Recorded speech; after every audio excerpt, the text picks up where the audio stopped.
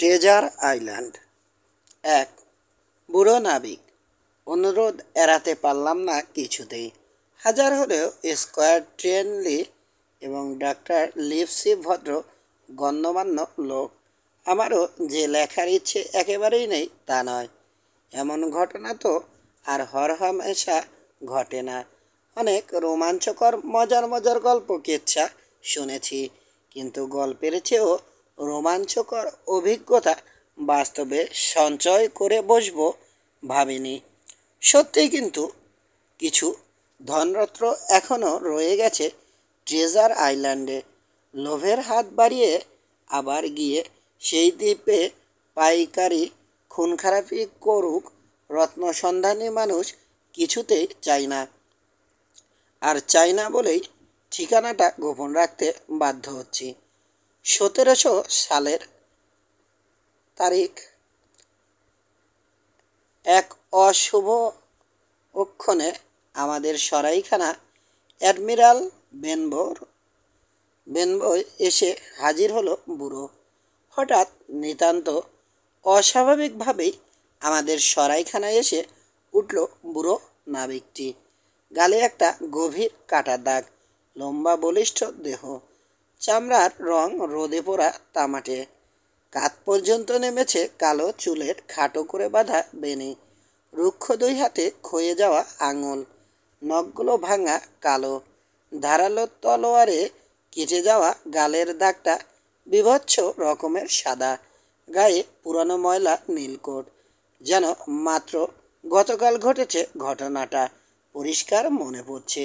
এদিক ওদিক তাকাতে তাকাতে সরাইখানার দরজার দিকে এগিয়ে আসছে সে। পেছনে ঠেলা গাড়িতে বয়ে আনা হচ্ছে তার সিন্দুকটা। শীষ দিতে দিতে আসছে বুড়ো। সুরটা অচেনা, কিন্তু এই অচেনা সুরই পরে দারুণ চেনা হয়ে গিয়েছিল আমার। গানটাও। সিন্দুকটা মরা মানুষের। চড়াও হলো 15 নাবিক। আরেক বোতল রাম নিয়ে আয়। ইয়ে হো হো, কি মজা। ভাঙা ভাঙা কিন্তু চড়া বুড়োটে গলায় সে গায় এই গান, জাহাজিদের গান। দরজার কাছে এসে হাতের ছোট লাঠি দিয়ে পাল্লায় ঠক ঠক আওয়াজ তুলল লোকটি। বাবা উকি দিল। কর্কশ গলায় এক গ্লাস রামের অর্ডার দিল সে। পানীয়টা এলে গিলাসে চুমুক দিতে দিতে পাহাড়ের চূড়োর দিকে তাকালো আমাদের সাইনবোর্ডটার দিকেও। দারুণ জায়গা, মন্তব্য করলো লোকটি। তা এখানে লোকজন আসে কেমন? খুবই কম আসে, আফসোস করে জানালো বাবা।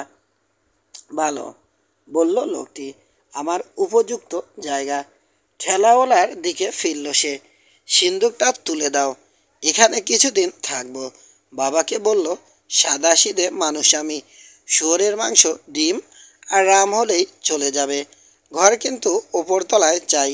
জাহাজের আসা যাওয়া দেখব। আর হ্যাঁ, আমাকে ক্যাপ্টেন বলে ডাকবে।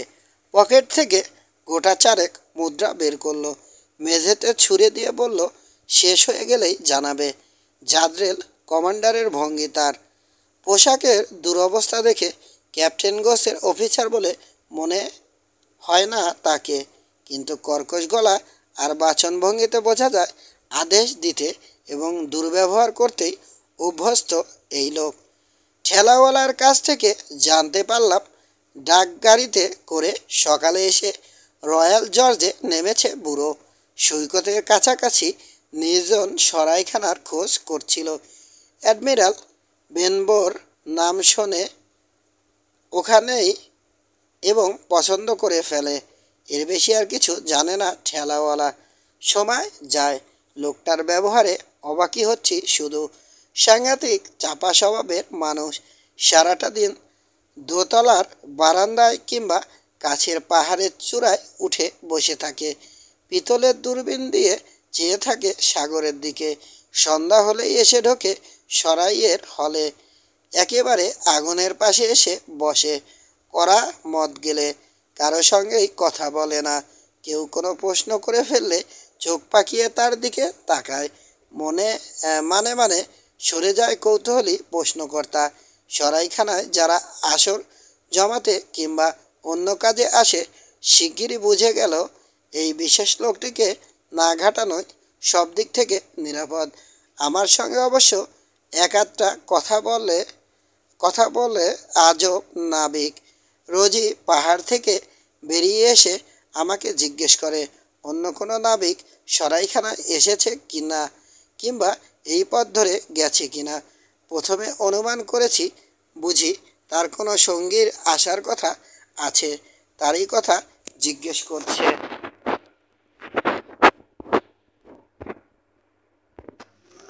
কিন্তু তা নয়, পরে বুঝতে পেরেছি। বিষ্টলে যাবার পথে কিছুক্ষণের জন্যে আমাদের সরাইতে কোনো নাবিক এলে খেয়াল করেছি হলঘরের পর্দা ফাঁক করে দেখে নেয় ক্যাপ্টেন। এমনিতেই সে কথা বলে কম, তখন একেবারে চুপ মেরে যায়। আচমকা আমাকে একদিন ডেকে বলল ক্যাপ্টেন, কোনো খোঁড়া নাবিকের দেখা পেলে যেন তাকে অবশ্যই জানাই। এর জন্যে মাসে 4 পেনি করে বেতন দেবে সে আমাকে। যতটা না পয়সার জন্যে, তার চেয়ে অনেক বেশি কৌতূহল মেটাবার জন্যে এক পেয়ে নাবিকের সন্ধানে রইলাম। সরাইখানায় লোক আসে লোক যায়, কিন্তু খোঁড়া নাবিক আর আসে না। সারাক্ষণই খোঁড়া নাবিকের কথা ভাবি, তার চেহারা চালচলনের নানা রকম ছবি আঁকি মনে মনে। ফল যা হবার হলো, দুঃস্বপ্নে দেখা দিতে আরম্ভ করলো এক ভয়ানক চেহারার এক পেয়ে নাবিক। এই দুঃস্বপ্ন বেশি দেখি দুর্দান্ত ঝড়ের রাতে। প্রচণ্ড ঝোড়ো হাওয়ার তাড়া খেয়ে পাহাড় প্রমাণ ঢেউ এসে আছড়ে পড়ে পাথুরে পাহাড়ের গোড়ায়। কেঁপে কেঁপে উঠে যেন গুটিসুটি মেরে যায় আমাদের দ্বিতল বাড়িটা। কাঁপতে কাঁপতে গিয়ে কম্বলের তলায় লুকোই আমি। দুঃস্বপ্নে ভয়াল দানবের মতোই গ্রাসে ভর দিয়ে লাফিয়ে লাফিয়ে এসে তাড়া করে আমাকে খোঁড়া নাবিক। প্রাণপণে দৌড়াতে চেষ্টা করি, কিন্তু পারি না, পা পিছলে যায়। এদিকে এগিয়ে আসতে থাকে সে, কোনো বাধাকেই বাধা মনে করে না। মাঝে মাঝে মনে হয় আমার এত সব দুঃস্বপ্নের পরিবর্তে মাসিক 4 পেনি কিছুই না। ক্যাপ্টেনকে আমি তেমন ভয় না করলেও আর সবাই করে। প্রায় প্রতি রাতেই প্রচুর রাম খেয়ে মাতলামি শুরু করে সে। কাউকে পরোয়াই করে না এই সময়। বিচ্ছিরি সব গান ধরে। কখনো কখনো উপস্থিত শ্রোতাদের জন্যে মদের অর্ডার দেয়। তারপর শঙ্কিত লোকগুলোকে গল্প শুনতে কিংবা তার সঙ্গে গলা মিলিয়ে কোরাস গাইতে বাধ্য করে। তার সেই গান ইয়ে হো হো কি মজার। ঝংকারে কেঁপে ওঠে আমাদের বাড়ি।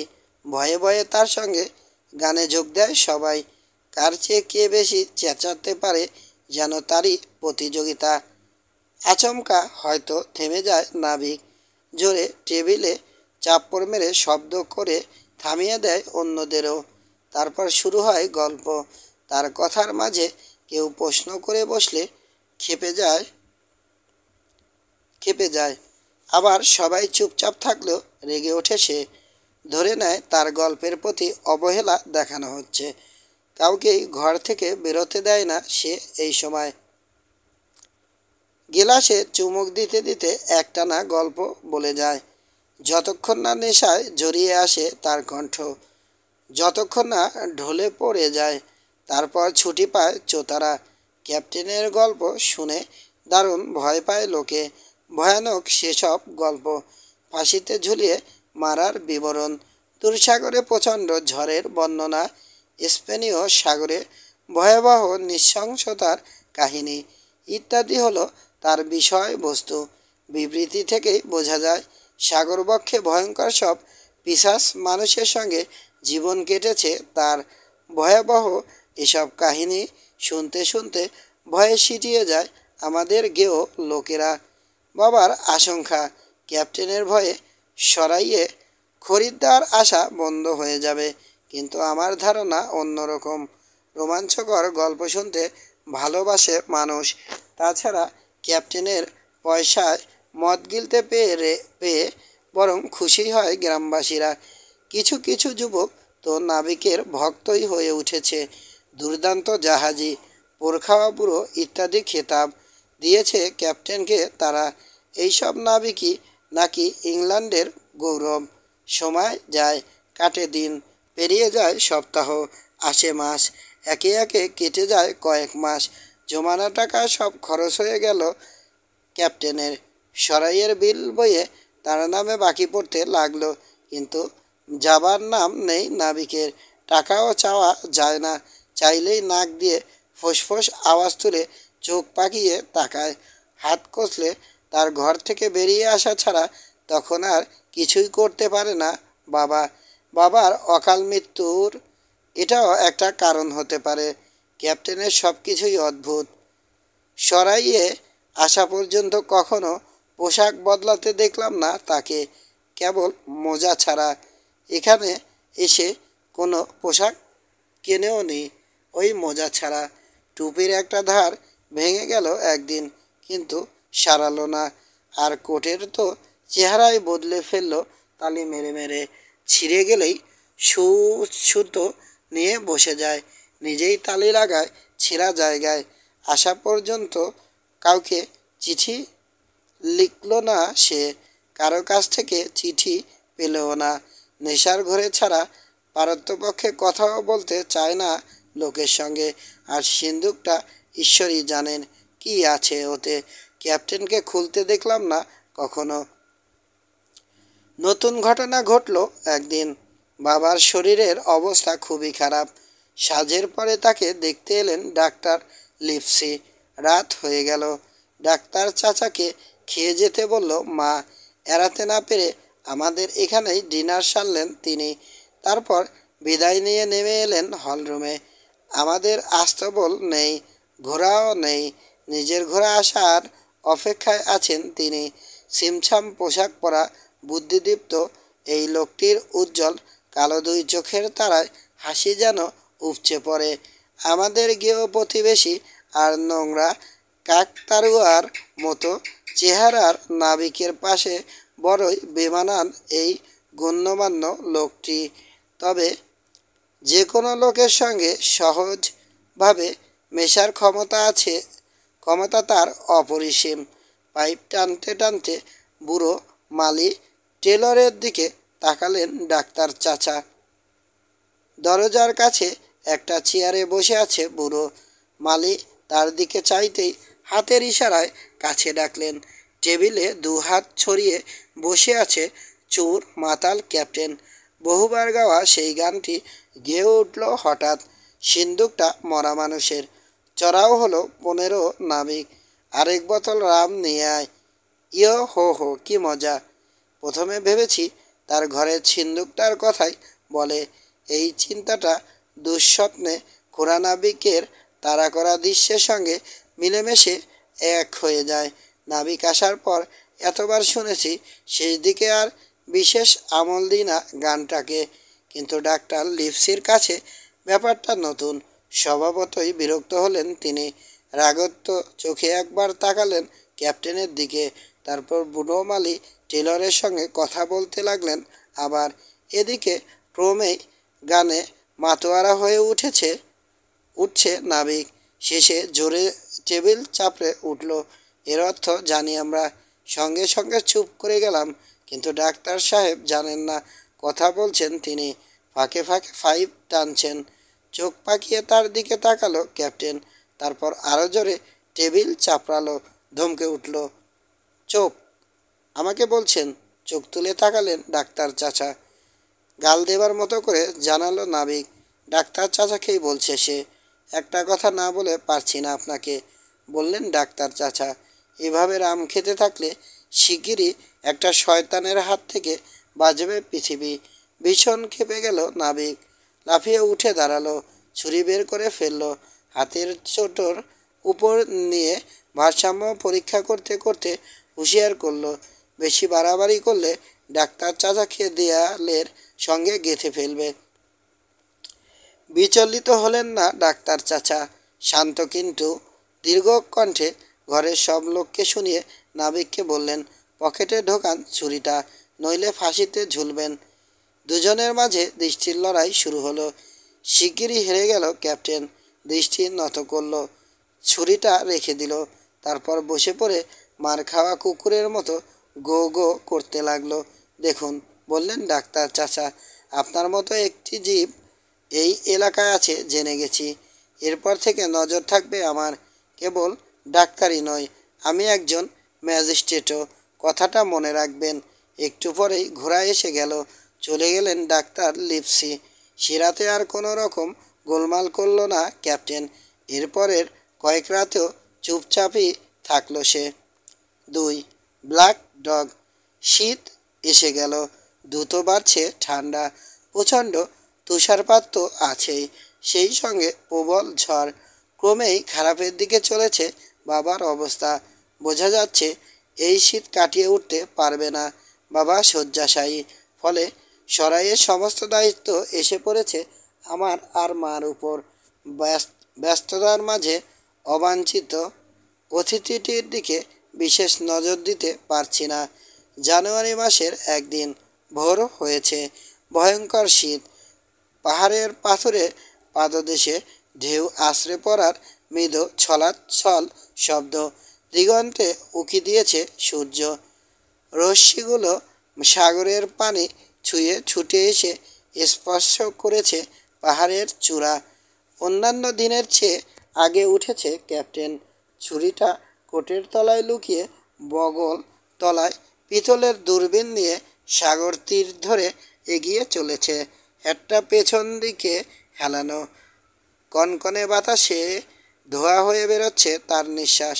পাথরের বড় চাইটা পেরোবার সময় নাকের ভিতর থেকে বিচিত্র ক্রুদ্ধ শব্দ উঠল, যেন ডাক্তার লিপসির কথা মনে পড়ে গেছে তার। মা উপরে বাবার কাছে, ফিরে এলে খাবে। তাই ক্যাপ্টেনের জন্য নাস্তার জোগাড় করছি আমি। এই সময় হলঘরের দরজা খুলে গেল। ঘরে ঢুকলো একজন লোক। তাকে এর আগে কখনো দেখিনি। গায়ের রং ফ্যাকাশে, লম্বাটে গড়নের, বাঁ হাতে দুটো আঙুল নেই, সঙ্গে একটা ছুরি আছে দেখতে পাচ্ছি, কিন্তু মারামারি খুব একটা করতে পারে বলে মনে হলো না। জাহাজিদের দিকে আমার কড়া নজর আগেই বলেছি।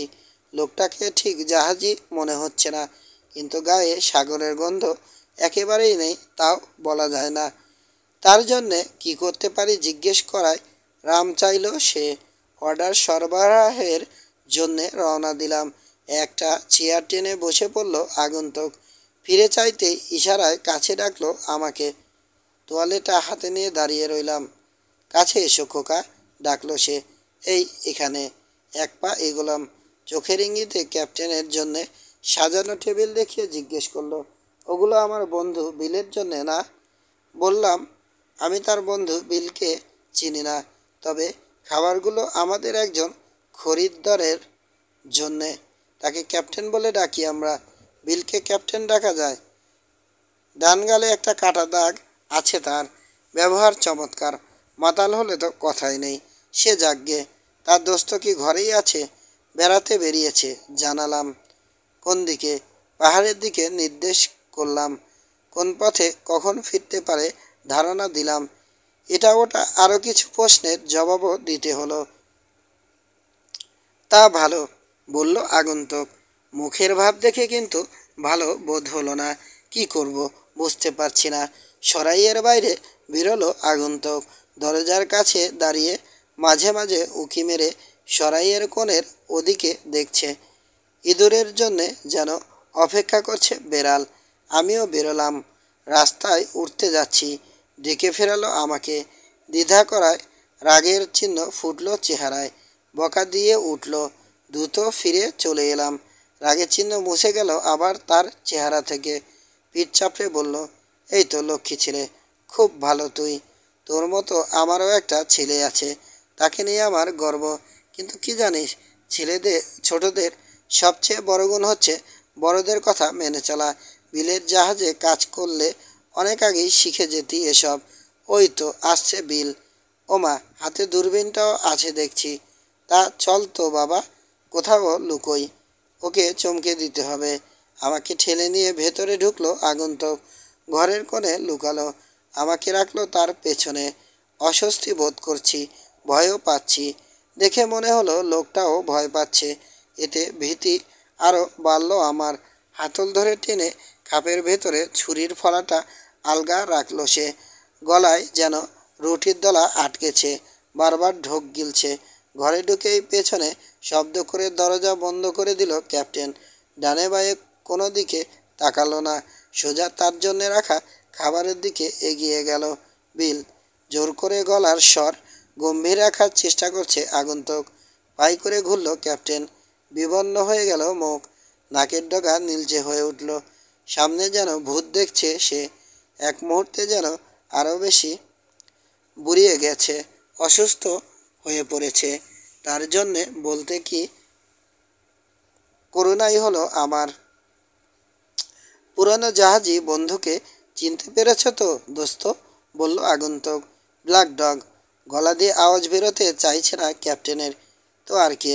সহজ হয়ে আসছে আগন্তুক। নাটকীয়ভাবে বলল, ব্ল্যাক ডগই আমি। এসে হাজির হয়েছি অ্যাডমিরাল বেনবয়। পুরানো দিনের কথা মনে পড়ে দোস্ত? কি দিনই ছিল সেসব। হাতের আঙুল দুটো হারালাম আমি। বা হাতটা তুলে দেখালো সে। তা চট করে বলে ফেলো তো কি জন্যে এসেছ। বলছি, বলল ব্ল্যাক ডগ। কিন্তু আগে এক গ্লাস রাম খাওয়া যাক খোকা। আমার দিকে চাইতেই রওনা দিলাম। ক্যাপ্টেনকে বলছে ডগ, দারুণ ছেলে।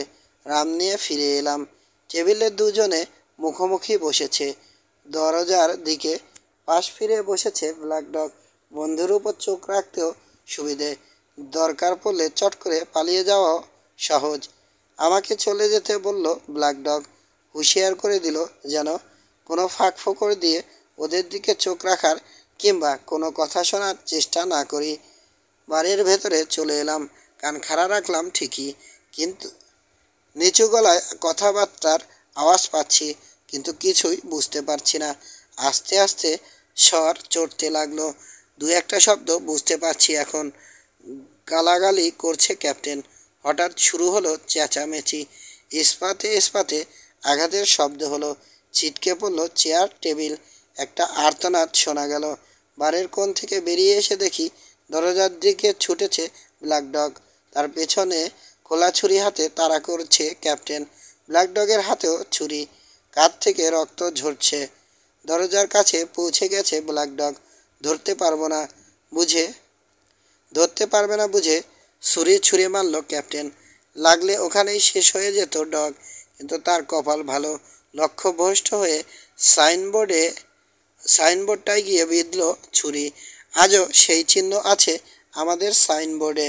আধ মিনিটেই পাহাড়ের ওপাশে হারিয়ে গেল ব্ল্যাক ডগ। কিছুক্ষণ সাইনবোর্ডটার দিকে তাকিয়ে রইল ক্যাপ্টেন। চোখের উপর হাত বোলালো কয়েকবার, তারপর ফিরে দাঁড়ালো। আমাকে বলল, জিম, রাম, জলদি। বলতে বলতে টলে উঠল সে। দেয়ালে হাত রেখে কোনো মতে সামলে নিল। কোথাও লেগেছে রাম। রাম আনো জলদি, পালাতে হবে আমাকে। রাম আনতে ছুটলাম। ব্যাপারটা আকস্মিকতায় ব্যাপারটার আকস্মিকতায় ঘাবড়ে গেছি। একটা গিলাস ভাঙলাম। মাথার ভেতর কেমন যেন গোলমাল হয়ে গেছে। বসার ঘরে ভারী কি পতনের শব্দে চমকে বার থেকে দৌড়ে বেরোলাম। দেখি মেঝেতে চিত হয়ে পড়ে আছে ক্যাপ্টেন। হট্টগোল শুনে দোতলা থেকে নেমে এসেছে মা। দুজনেই ছুটে গেলাম ক্যাপ্টেনের কাছে। পাশে বসে তার মাথাটা তুলে ধরলাম। শ্বাস নিতে কষ্ট হচ্ছে ক্যাপ্টেনের। মুখ ফ্যাকাশে, চোখ বন্ধ। কি যে শুরু হলো ছাই, কেঁদেই ফেলবে যেন মা। এদিকে তোর বাবার এই অবস্থা। কি করে সাহায্য করব ক্যাপ্টেনকে বুঝতে পারছি না। মারপিট করতে গিয়ে শরীরের কোথাও মারাত্মক আঘাত পেয়েছে। রাম এনে গিলাবার চেষ্টা করলাম, কিন্তু বন্ধ দাঁতের ফাঁক দিয়ে গলানো গেল না তরল পদার্থটুকু। এই সময় বাবাকে দেখতে এলেন ডাক্তার লিপসি। হাঁপ ছেড়ে বাঁচলাম। দেখুন তো, বললাম সমস্যারে। কোথায় চোট লেগেছে? চোটফোট কিচ্ছু না, আসলে স্ট্রোক হয়েছে ওর। আগেই সাবধান করেছিলাম। মিসেস হকিন্স, আপনি উপরে চলে যান। আপনার স্বামী অসুস্থ, কোনো কথা জানাবেন না তাকে। একে কি করা যায় দেখছি আমি। জিম, একটা বল নিয়ে এসো তো। বল নিয়ে ফিরে এসে দেখলাম ক্যাপ্টেনের কোট শার্টের আস্তিন ছিঁড়ে ফেলেছেন ডাক্তার চাচা। পেশিবহুল হাত বেরিয়ে পড়েছে। হাতে উল্কিতে লেখা রয়েছে, here's lakh, a fair wind, বিলি বোনস হিজ ফ্যান্সি। বাহুর উপরে কাঁধের কাছে আঁকা একটা ছবি। ফাঁসিতে ঝুলছে একজন মানুষ, জলদস্যুদের সাংকেতিক চিহ্ন। ছবিটা দেখিয়ে মন্তব্য করলেন ডাক্তার চাচা, জিম, রক্ত দেখলে ভয় পাবে না তো? জি না। গুড, বলটা ধরো। বলেই নাবিকের হাতের শিরায় ডাক্তারি ছুরি দিয়ে খোঁচা মারলেন। অনেকখানি রক্ত বেরিয়ে যাবার পর চোখ খুলল ক্যাপ্টেন। ঘোলাটে চোখে তাকালো চারদিকে।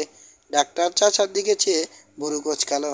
আমার দিকে চেয়ে খানিকটা স্বস্তি পেল যেন, কিন্তু হঠাৎই আবার বিবর্ণ হয়ে গেল চেহারা।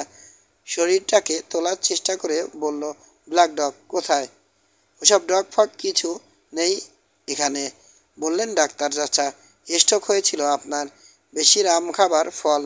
ইচ্ছা একেবারেই ছিল না, তবু ঘোর থেকে ফিরিয়ে আনা হলো আপনাকে এইমাত্র। তা বোনস? আমার নাম বোনস নয়, বাধা দিয়ে বলল নাবিক। তর্ক করার কোনো ইচ্ছে আমার নেই। নামটা আপনার হাতে লেখা রয়েছে, সে যাগ্যে। আবার হুঁশিয়ার করছি, এরপর রাম খেলে তা এক আধ গ্লাস খেলে তেমন ক্ষতি হবে না, কিন্তু আপনি তো খেতেই থাকবেন। তাহলে আর সাগর দেখতে হবে না বেশি দিন, বোঝা গেছে? হ্যাঁ না কিছুই বলল না নাবিক। চলুন আর একটু সাহায্য করি আপনাকে। আমার দিকে ফিরলেন ডাক্তার চাচা। জিম, এসো, হাত লাগাও। ধরে কোনো মতে দোতলায় তার ঘরে নিয়ে গেলাম নাবিককে। বিছানায় শুইয়ে দিলাম। বালিশে মাথা রেখে একেবারে নেতিয়ে পড়ল সে।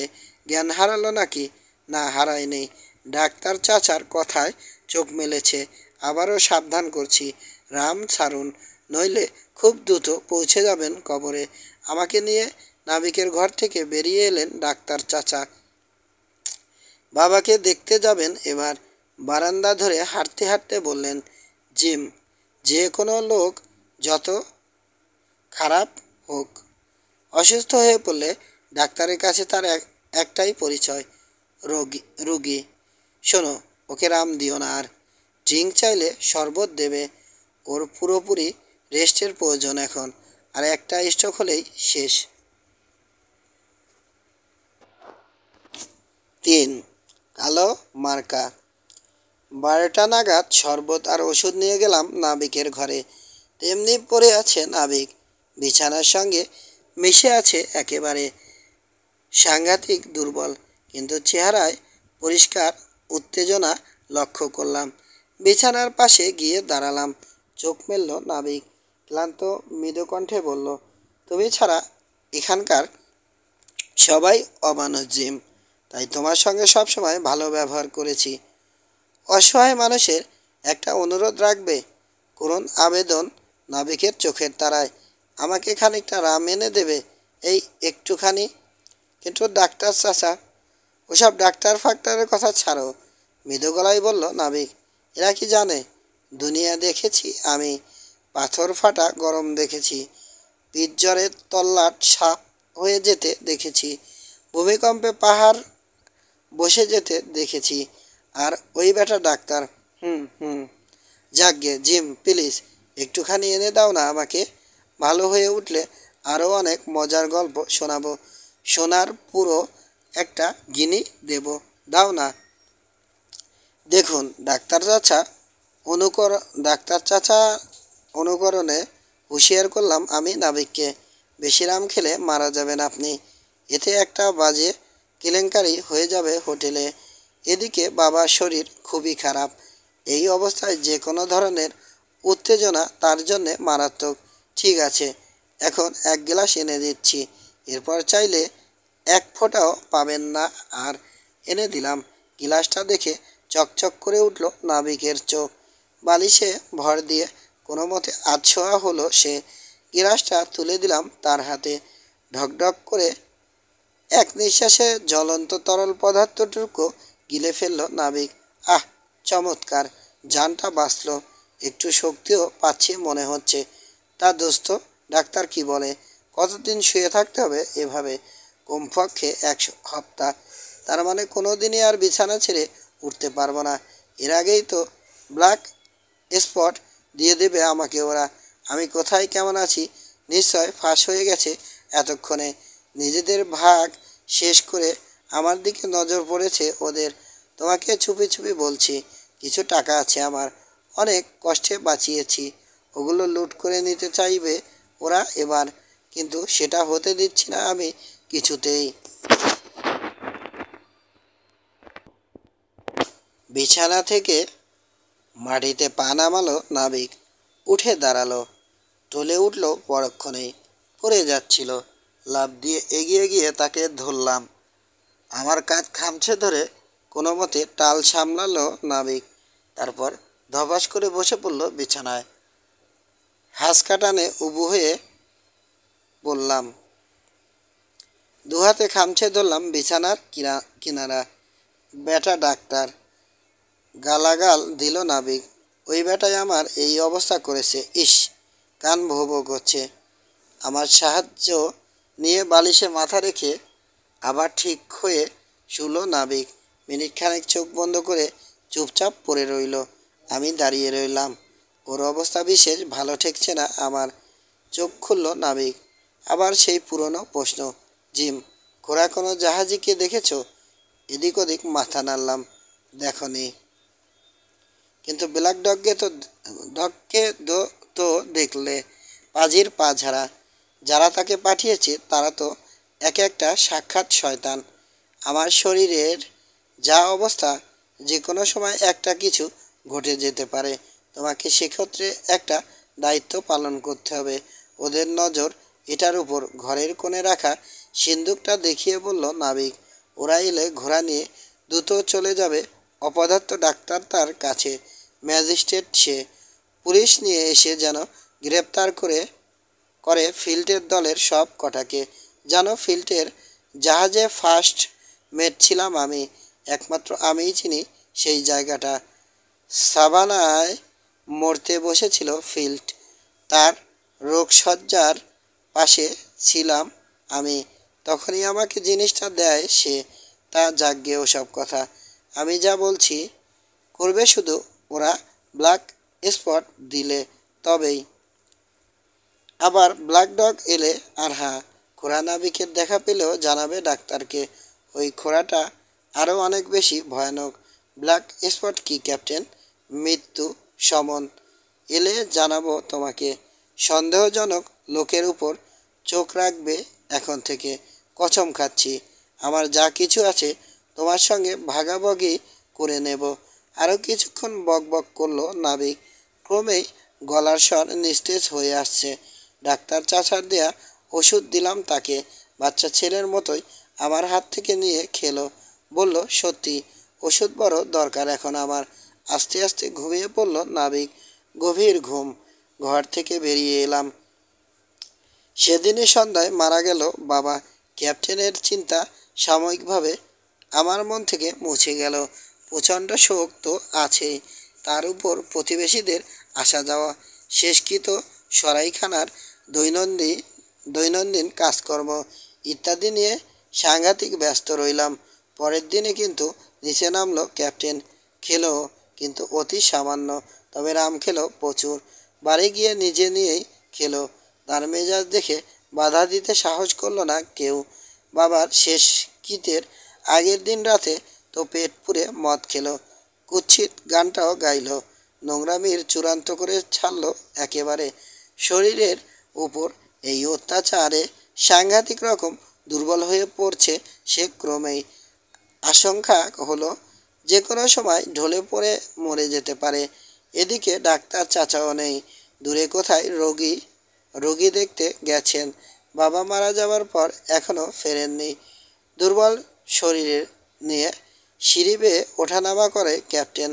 কখনো দরজার বাইরে মুখ বাড়িয়ে সাগর দেখে। বাতাসে ভেসে আসা নোনা পানির গন্ধ নেবার চেষ্টা করে জোরে জোরে শ্বাস টেনে। আমার সঙ্গে কথা বলাও প্রায় ছেড়ে দিয়েছে। মেজাজ হয়ে উঠেছে অস্বাভাবিক রুক্ষ। মনে মনে মনে মনে অবস্থা, কিন্তু তবু হলঘরে বসে ছুরিটা খুলে টেবিলে রাখা তার বদ অভ্যাসে দাঁড়িয়েছে। মানুষজনের যাতায়াত নিয়ে বিশেষ মাথা ঘামায় না, চিন্তায় ডুবে থাকে। বাবার শেষকৃত্যের পরের দিন বিশ্রী রকমের কুয়াশা পড়ছে, কনকনে ঠান্ডা। বেলা 3টে নাগাদ কোনো কারণ ছাড়াই দরজার কাছে গিয়ে দাঁড়ালাম। বাবার জন্যে মনটা কেমন করছে। এই সময়ই দেখলাম লোকটাকে ধীর পায়ে এগোচ্ছে, লাঠি ঠুকতে ঠুকতে। চলার ধরন দেখে অনুমান করলাম সে অন্ধ। চোখ আর নাক সবুজ আচ্ছাদনে ঢাকা, সামনের দিকে কুঁজো হয়ে হাঁটছে। পরনে জাহাজিদের পুরনো শতছিন্ন জোব্বা। বিকলাঙ্গ বিকলাঙ্গ মনে হচ্ছে তাকে। তীব্র ঠান্ডায় কুয়াশার ভেতর দিয়ে হেঁটে আসা লোকটাকে এক আজব প্রাণী বলে মনে হলো আমার। দরজার সামনে এসে দাঁড়ালো লোকটা, তীক্ষ্ণ কণ্ঠে যেন বাতাসকে উদ্দেশ্য করে বলল, গড ব্লেস কিং জর্জ। অন্ধ মানুষ আমি, দেশের কাজে চোখ হারিয়েছি। কেউ যদি বলে দিত কোথায় এসেছি। এটা অ্যাডমিরাল বেনবো ইন। বললাম, ব্ল্যাক হিল কোভ জায়গার নাম। বাচ্চা ছেলের কথা শুনলাম। হাতটা একটু ধরবে বাবা? হাত বাড়িয়ে দিল সে। ধরলাম। চমকে উঠলাম পরক্ষণেই। প্রচণ্ড জোরে আমার হাত চেপে ধরেছে আগন্তুক। ব্যথা লাগছে। হাত ছাড়িয়ে নেবার জোর চেষ্টা করলাম, পারলাম না। ঝটকা মেরে আমাকে একেবারে গায়ের উপর এনে ফেললো লোকটা। বলল, আমাকে ক্যাপ্টেনের কাছে নিয়ে চল।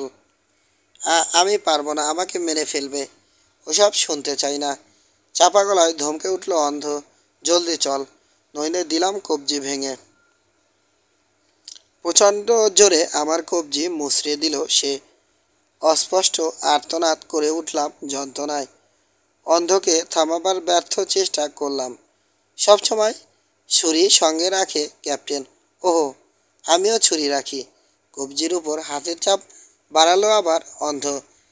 ধানাই পানাই বাদ দিয়ে চল জলদি। ভয়ঙ্কর কর্কশ হয়ে উঠেছে কণ্ঠস্বর। জীবনে শুনিনি এমনটি। সত্যি ভয় পেলাম এবার। আমি দ্বিরুক্তি না করে নিয়ে চললাম তাকে। আমার শরীর ঘেঁষে সাঁড়াশির মতো কঠিন আঙুলে কবজি চেপে ধরে পাশে পাশে চলল অন্ধ।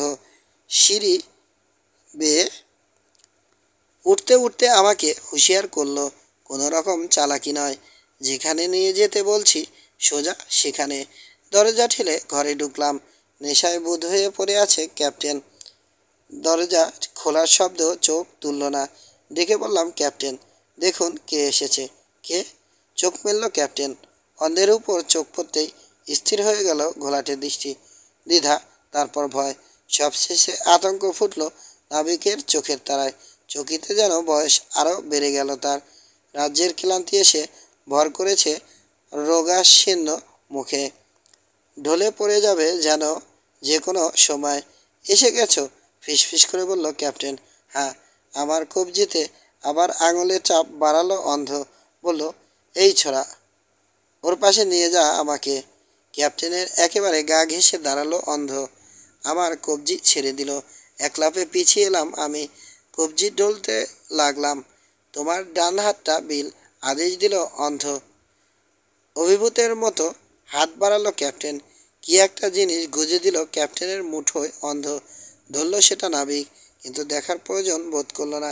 জিনিসটা দিয়েই ঘুরে দাঁড়ালো অন্ধ। লাঠিটা মাটিতে ঠুকে ঠুকে পথ চিনে নিয়ে নির্ভুলভাবে দরজা দিয়ে বেরিয়ে গেল সে। সিঁড়িতে তার লাঠির শব্দ মিলিয়ে যেতেই ছুটে গেলাম ক্যাপ্টেনের কাছে। এতক্ষণে মুঠো খুলে চাইল ক্যাপ্টেন এক টুকরো কাগজ, তাতে লেখা 10টায়, আর মাত্র 6 ঘন্টা পরে। লাফিয়ে উঠে দাঁড়ালো ক্যাপ্টেন। পরক্ষণেই হাত চলে গেল গলার কাছে। অদ্ভুত ঘড়ঘড় শব্দ বেরোচ্ছে গলা দিয়ে। কয়েক মুহূর্ত নিজেকে খাড়া রাখার ব্যর্থ চেষ্টা করলো সে। তারপর দরম করে মুখ থুবড়ে পড়ল মেঝেতে। চেঁচিয়ে মাকে ডাকলাম। ছুটে এলো মা, কিন্তু বড় দেরি হয়ে গেছে। করার আর কিছুই নেই। লোকটাকে কোনো সময়ই ভালো লাগেনি আমার, কিন্তু আশ্চর্য, তার মৃত্যুতে অঝোর কান্না বোধ রোধ করতে পারলাম না কিছুতেই। কেন নিজেও বুঝিনি সেদিন। 4 জাহাজি সিন্দুক। অন্ধের নিয়ে আসা কাগজের টুকরোটা পড়ল মা। আমি আগেই পড়ে ফেলেছি। শঙ্কিত হয়ে পড়ল মা। সাংঘাতিক বিপদ ঘনিয়ে আসছে। মায়ের মতো আমিও বুঝতে পারছি। ক্যাপ্টেন নিজেই আমাকে বলেছে তার কিছু জমানো টাকা আছে, থাকলে ওগুলো আছে ওই সিন্ধুকেই। এটা নিশ্চয় অনুমান করে ফেলেছে দস্যুরা, সুতরাং ওরা আসবে। ব্ল্যাক ডগ আর অন্ধ দস্যুর মতো লোকেরা খামোখা সময় নষ্ট করতে আসেনি নিশ্চয়।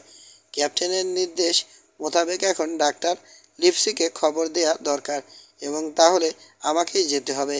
কিন্তু মাকে একা রেখে যাই কি করে? ঘরের নিস্তব্ধতার মাঝে দেয়াল ঘড়িটার টিকটিক বড় বেশি করে কানে বাজছে। ফায়ারপ্লেসে জ্বলন্ত গনগনে লাল কয়লাগুলো যেন দলদস্যুর ভয়ঙ্কর রক্তচক্ষু। আমাদের দিকে তাকিয়ে নিঃশব্দে হাসছে।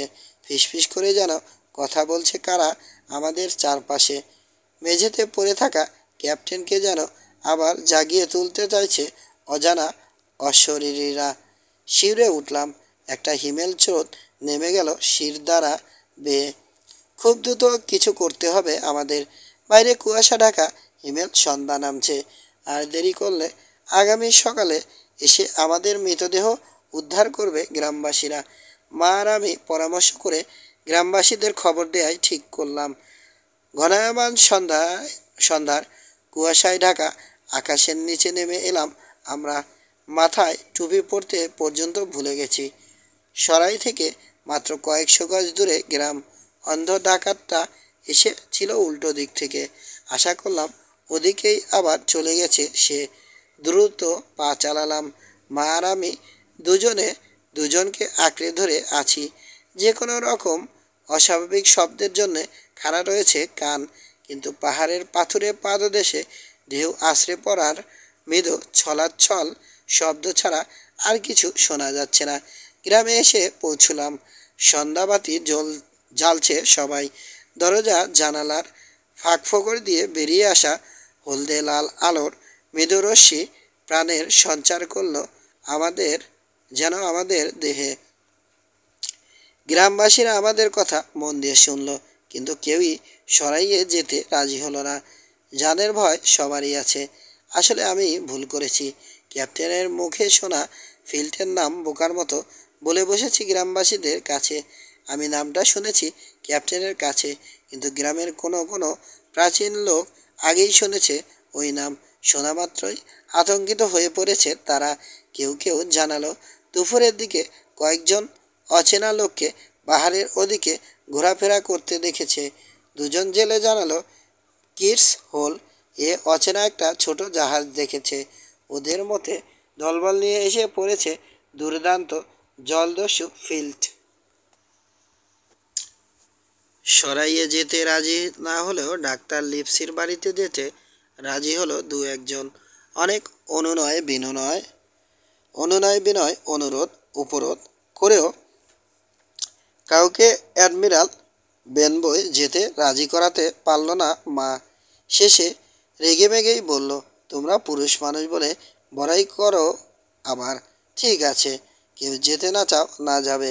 আমি মেয়ে মানুষ, কিন্তু তবু যাব। মরতে হলে বাধা দিয়ে তবে মরব। ডাকাতেরা সব লুটপাট করে নিয়ে গেলে ছেলেটাকে নিয়ে পথে বসতে হবে আমাকে। এতদিন ভাবতাম তোমরা আমার প্রতিবেশী, বিপদে আপদে সাহায্য পাবো, কিন্তু ভুল। ভীত কাপুরুষদের উপর নির্ভর করার কোনো মানে হয় না। চল জিম। আমার হাত ধরে টানলো মা। চল যাই। মাথা নিচু করে দাঁড়িয়ে রইল গ্রামবাসীরা। আমাদের এভাবে বিপদের মুখে ছেড়ে দিতে মন চাইছে না ওদের, অথচ ভয়ে সঙ্গেও যেতে পারছে না। আমরা রওনা হতেই ডেকে থামালো একজন বুড়ো। গুলি ভর্তি একটা পিস্তল দিল আত্মরক্ষার জন্যে। ঘোড়া দিয়েও সাহায্য করতে চাইল, কিন্তু নিল না মা। একজন যুবক গেল ডাক্তার লিপসিকে খবর দিতে। হিমরাতের অন্ধকারে আবার পথে নেমে এলাম মায়ের সঙ্গে। কুয়াশা ভেদ করে একটা লালচে আবার দেখা যাচ্ছে দিগন্তে। চাঁদ উঠছে, কৃষ্ণপক্ষের চাঁদ। চলার গতি দ্রুত করলো মা। শিগগিরই ধূসর আলোয় আলোকিত হয়ে উঠবে পথঘাট। কাছে পিঠে থেকে থাকলে সহজেই আমাদের দেখে ফেলবে দস্যুরা। পথের দুই ধারে ঝোপঝাড়, গা ছমছম করছে। মনে হচ্ছে প্রতিটি ঝোপের ভেতর গা ঢাকা দিয়ে বসে আছে বুঝি ডাকাতেরা। যে কোনো মুহূর্তে আমাদের উপর চড়াও হতে পারে। সরাইখানার সদর দরজাটা চোখে পড়তেই অনেকখানি সাহস ফিরে পেলাম। ঘরে ঢুকেই দরজার ছিটকিনি তুলে দিল মা। দ্রুত হেঁটে এসেছি। কনকনে ঠান্ডায়ও ঘেমে নিয়ে উঠেছে আমাদের শরীর। হাঁপড়ের মতো ওঠানামা করছে বুক। দরজার কাছেই অন্ধকারে দাঁড়িয়ে দম নিলাম আমরা। তারপরে গিয়ে খুঁজে পেতে মোমবাতি বার করলো মা, জ্বালালো। একটি মাত্র মোমের আলোয় ঘরের অন্ধকার দূর তো হলোই না, চারপাশ থেকে আরও যেন চেপে ধরল। দেয়ালে কাঁপছে ধূসর ছায়া, হাত ধরাধরি করে নাচছে যেন অসংখ্য দস্যু। হাতের ইশারায় আমাকে কাছে ডাকলো মা। তার কাছে গিয়ে দাঁড়াতেই ফিসফিস করে বলল, চল আগে ক্যাপ্টেনের ঘরে যাই, তার সিন্দুকটা খুলে দেখতে হবে। মাকে সাহসী বলে জানতাম, কিন্তু এতটা সাহসী বুঝিনি। দুরু দুরু বুকে গিয়ে ক্যাপ্টেনের ঘরের সামনে দাঁড়ালাম। ঠেলা দিয়ে পাল্লা খুলল মা। মেঝেতে তেমনি পড়ে আছে ক্যাপ্টেন। ভেতরে ঢুকেই বলল মা, জিম, দরজা জানালাগুলো বন্ধ করে দে। কে জানে আমাদের উপর ওরা নজর রাখছে কিনা। শেষ জানালাটা বন্ধ করে সবে ঘুরে দাঁড়িয়েছি। এমনি সময় ঢং ঢং করে উঠল ঘড়ি। চমকে চোখ তুলে চাইলাম 6টা বাজে। ফিসফিস করে বললাম, আর মাত্র 4 ঘন্টা সময় আছে মা। সঙ্গে আনা মোমের আগুনে ঘরের লণ্ঠন বাতি ধরিয়ে ফেলেছে মা ইতিমধ্যেই। আমাকে বলল, চাবিটা বার কর, ক্যাপ্টেনের পকেটে আছে হয়তো। অন্য সময় হলে কি করতাম জানি না, কিন্তু সেই সন্ধ্যায় নির্দ্বিধায় এগিয়ে গিয়ে লাশের পাশে বসে বললাম আমি। ক্যাপ্টেনের কোটের পকেটে হাত ঢোকালাম। সব কটা পকেট হাতড়ে একে একে বের করে আনলাম কিছু খুচরা পয়সা, একটা আংটি, সুতোর বান্ডিল, বড় সুস, এক টুকরো তামার তার, একটা ছোট কম্পাস আর এক বাক্স দেশালাই, কিন্তু কোনো চাবি নেই। কি যেন ভাবলো মা, তারপর বলল, ওর গলার কাছে দেখ তো, আছে। মা কি করে অনুমান করলো জানি না, তবে আছে চাবিটা। গলায় সুতো দিয়ে ঝোলানো, লকেটের মতো করে। সুতো ছিঁড়ে চাবিটা খুলে নিলাম। এগিয়ে গেলাম সিন্দুকের দিকে। কতদিন কৌতূহলী চোখে তাকিয়েছি এই সিন্দুকটার দিকে। আজ দেখতে পাবো কি আছে ভেতরে। আমার পাশে এসে দাঁড়ালো মা, হাত বাড়ালো। চাবিটা আমার কাছে দে। তলাটায় তেল দেয়া আছে চাবি তালাটায় তেল দেয়া আছে। চাবি ঢুকিয়ে একবার মোচড় দিতেই খুলে গেল। আস্তে করে ডালাটা তুলে উঁচু করে ধরলো মা।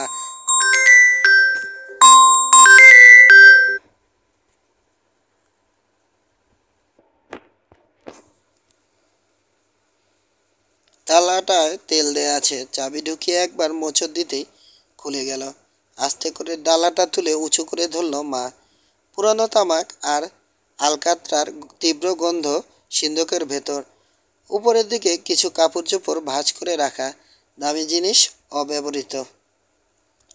কাপড়গুলো বের করে আনলো মা। নিচে নানা রকম জিনিস, একটা কোয়াড্র্যান্ট, একটা টিনের প্যানিকিন, তামাক, পিস্তলের চমৎকার দুটো খাপ, একটা রূপার বাট, পুরনো একটা স্প্যানিশ ঘড়ি, দুটো কম্পাস, গোটা পাঁচেক সুদৃশ্য ঝিনুকের খোল এবং আরও কিছু টুকিটাকি জিনিস।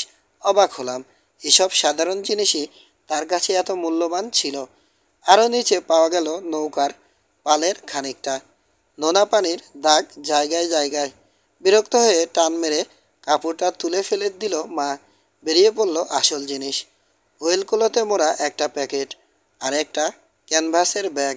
ব্যাগটা নাড়াতেই ভেতরে ধাতব শব্দ উঠল। সেই প্রথম দিনে মেঝেতে ছুঁড়ে দেয়া মোহরের আওয়াজ কেমন মনে আছে। ব্যাগের ভেতরে শব্দ তাই অচেনা লাগলো না। আমার মুখের দিকে তাকালো মা। ইচ্ছে করলে সবই নিতে পারি আমরা, কিন্তু চোর তো নেই, তাই ক্যাপ্টেনের কাছে আমাদের যা পাওনা, চোর তো নই, তাই ক্যাপ্টেনের কাছে আমাদের যা পাওনা হয়েছে তার বেশি একটা মুদ্রাও নেব না। যা তো বাবা, একটা কাপড়ের ব্যাগ নিয়ে আয়। ব্যাগ খুলে মোহর বার করলো মা, গুনে গুনে আমার হাতে দিতে লাগলো। ব্যাপারটা এত সহজ নয়, বেশ সময় সাপেক্ষ, কারণ মোহরগুলো বিভিন্ন দেশের, সঠিক মূল্য নির্ণয় করাটা কঠিন কাজ। অর্ধেক কাজ এগিয়েছে, হঠাৎ ভয়ানক চমকে উঠলাম, চেপে ধরলাম মার হাত। কুয়াশা ঢাকা রাতের স্তব্ধ বাতাসে ক্ষীণ আওয়াজটাও ঠিকই এসে কানে পৌঁছেছে আমার। তুষার ঢাকা রাস্তায় লাঠির ঠকঠক আওয়াজ এগিয়ে আসছে কমেই। মাও শুনতে পেয়েছে শব্দটা। স্তব্ধ হয়ে রইলাম দুজনেই। সরাইয়ের দরজায় লাঠি ঠোকার আওয়াজ হলো। ঘন ঘন ধাক্কা দেয়া হলো দরজায়, কিন্তু সিটকেনি তোলা থাকায় দরজা খুলতে পারল না। খিস্তির আওয়াজ কানে এলো, তারপরে আবার ঠক ঠক শব্দ।